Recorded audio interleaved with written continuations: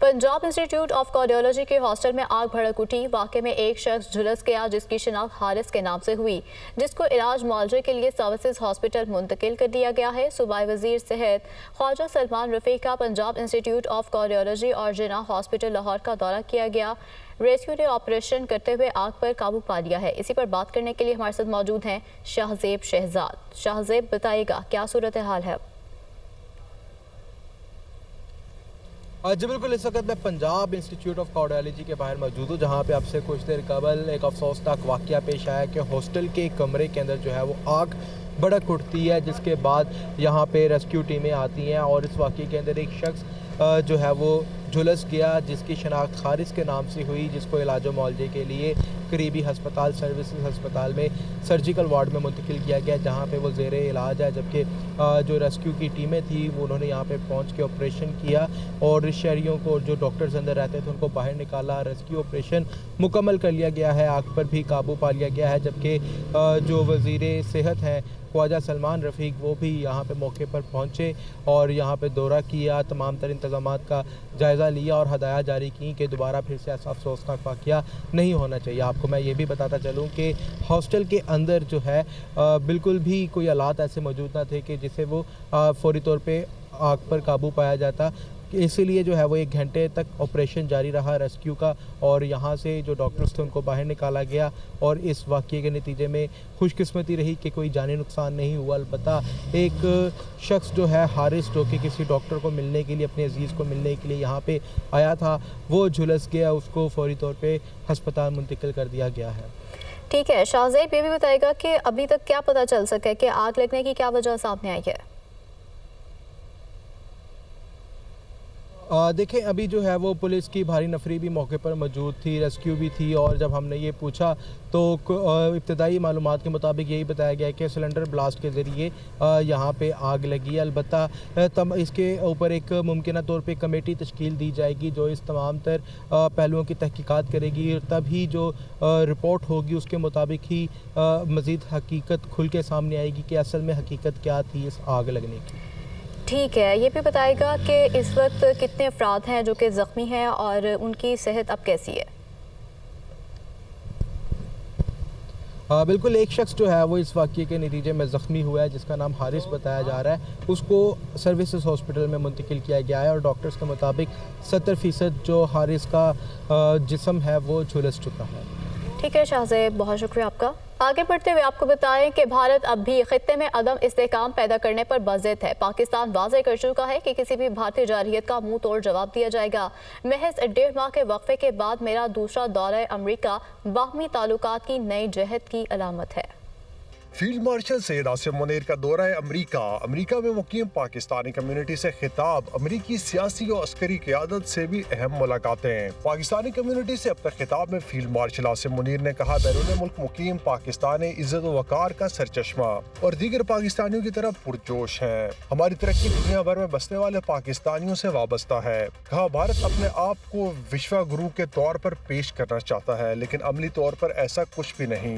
भारत की खुफिया agency raw की ट्रांसनेशनल दहशतगर्द सरगर्मियों में शमूलियत आलमी सतह पर शदीद तशवीश का बायस है। इसकी मिसाल कनाडा में सिख रहनुमा का कत्ल, कतर में 8 भारतीय नेवल अफसरान का मामला और कुलभूषण यादव जैसे वाकयात हैं। भारत ने हालिया जारियत शर्मनाक बहानों के साथ की। इसने पाकिस्तान की खुद मुख्तारी की संगीन खिलाफ वर्जी की और मासूम शहरियों को शहीद किया।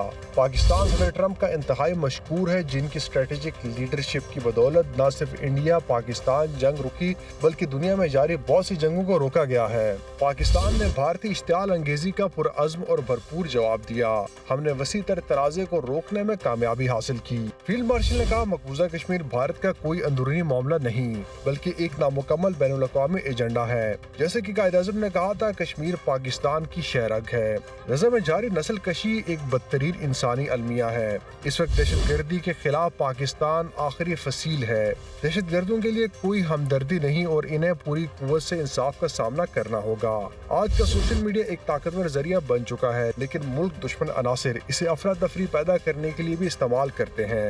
فیلڈ مارشل کا کہنا تھا، اب ہمارے سامنے سوال یہ نہیں کہ اگر ہم اٹھیں گے، بلکہ سوال یہ ہے کہ کتنی جلدی اور کتنی قوت سے ہم اٹھیں گے۔ آئیے ہم اپنے آباء و اجداد کی میراث قائم رکھتے ہوئے ایک نئے جذبے اور مقصد کے ساتھ کھڑے ہو کر آگے بڑھیں۔ فیلڈ مارشل نے امریکی سینٹ قوم کے سبکدوش ہونے والے کمانڈر جنرل مائیکل کوریلا کی ریٹائرمنٹ تقریب میں بھی شرکت کی۔ فیلڈ مارشل نئے کمانڈر ایڈمرل بریڈ کوپر کی چارج سنبھالنے کی تقریب میں بھی شریک ہوئے اور ان کے لیے نیک تمناؤں کا اظہار کیا۔ فیلڈ مارشل نے امریکی chairman joint chiefs of staff general Dan Caine سے بھی ملاقات کی اور انہیں پاکستان کے دورے کی دعوت دی۔ فیلڈ مارشل نے دوست ممالک کے ڈیفنس چیف سے بھی ملاقاتیں کیں۔ وزیر اعظم شہباز شریف کی آذربائیجان کے صدر الہام علیف سے ٹیلی فون پر گفتگو۔ وزیر اعظم کی صدر ٹرمپ کی ثالثی میں آذربائیجان آرمینیا امن معاہدے پر مبارکباد۔ وزیر اعظم نے 3 دہائی پرانے تنازع کو پرامن انداز میں نمٹانے پر صدر الہام علیف کی تعریف کی۔ وزیر اعظم نے معاہدے کو منطقی بنانے میں امریکی صدر کے کردار کو سراہا۔ صدر علیف نے قرہ معاملے پر پاکستان کی دیرینہ اور مسلسل حمایت کو سراہا۔ وزیر اعظم شہباز شریف نے کہا، پاکستانی عوام اس مسئلے پر آذربائیجان کے بھائیوں اور بہنوں کے ساتھ ہیں۔ صدر علیف کی جرأت مندانہ قیادت میں اس خطے میں بالآخر امن قائم ہو گیا۔ صدر علیف بولے، خطے میں پرامن ماحول سے پاکستان اور وسطی ایشیا کے درمیان ترقی اور روابط بڑھانے کے لیے مواقع پیدا ہوں گے۔ دونوں رہنماؤں کا دو طرفہ تعاون کے مثبت انداز پر اطمینان کا اظہار۔ وزیر اعظم کا صدر علیف کو پاکستان کا سرکاری دورہ کرنے کی اپنی دعوت کا اعادہ۔ دونوں رہنماؤں کی SCO سربراہ اجلاس کے موقع پر چین میں ملاقات بھی متوقع ہے۔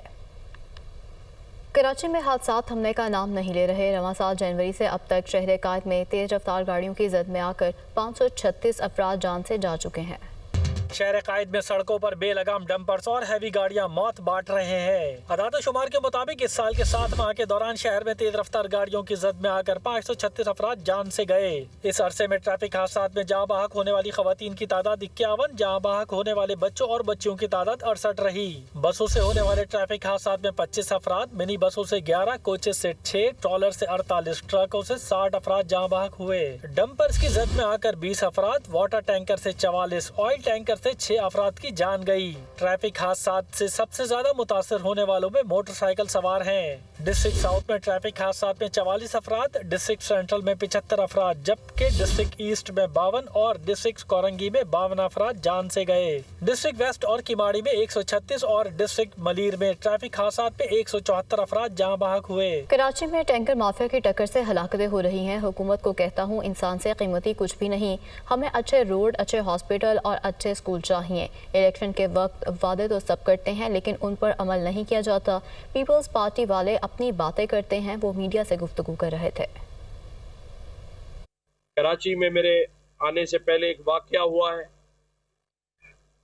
ٹینکر یا ٹرالر نے ایک بھائی بہن کو شہید کر دیا، والد زخمی ہے۔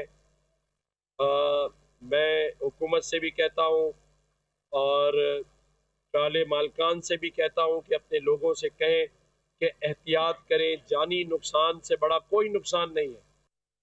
کہ پاکستان نے یہ جو مارکہ حق مارا ہے، 10 مئی کو بھارتیوں کو دھول چٹائی ہے، بھارتیوں کو جس طرح پیغام دیا ہے مارکہ حق کا، اسی پیغام کو لے کر ہم اب مارکہ معیشت کی طرف بڑھیں گے۔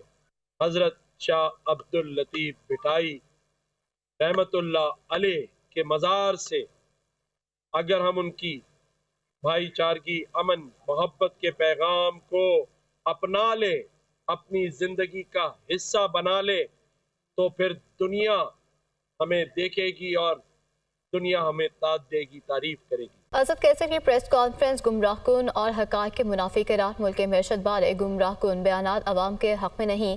کیا آپ کو یہ قبول نہیں کہ ترسلات زر 38 ارب ڈالر تک پہنچ چکی ہیں؟ وزیر اطلاعات عطا تارڑ برس پڑے، کہتے ہیں کہ آپ کو یہ بھی قبول نہیں کہ کرنٹ اکاؤنٹ سرپلس 2.1 ارب ڈالر ہو گیا ہے۔ مہنگائی میں کمی آ رہی ہے، برآمدات میں اضافہ ہو رہا ہے، معیشت ترقی کر رہی ہے۔ کیا آپ کو یہ قبول نہیں ہے؟ 9 مئی کو ایک سازش رچائی گئی، ریاستی اداروں پر حملے ہوئے، اس سنگین جرم پر قانون کے مطابق سزائیں سنائی گئی۔ ان سزاؤں کے تمام فیصلے شفاف اور فیئر ٹرائل کے بعد ہوئے۔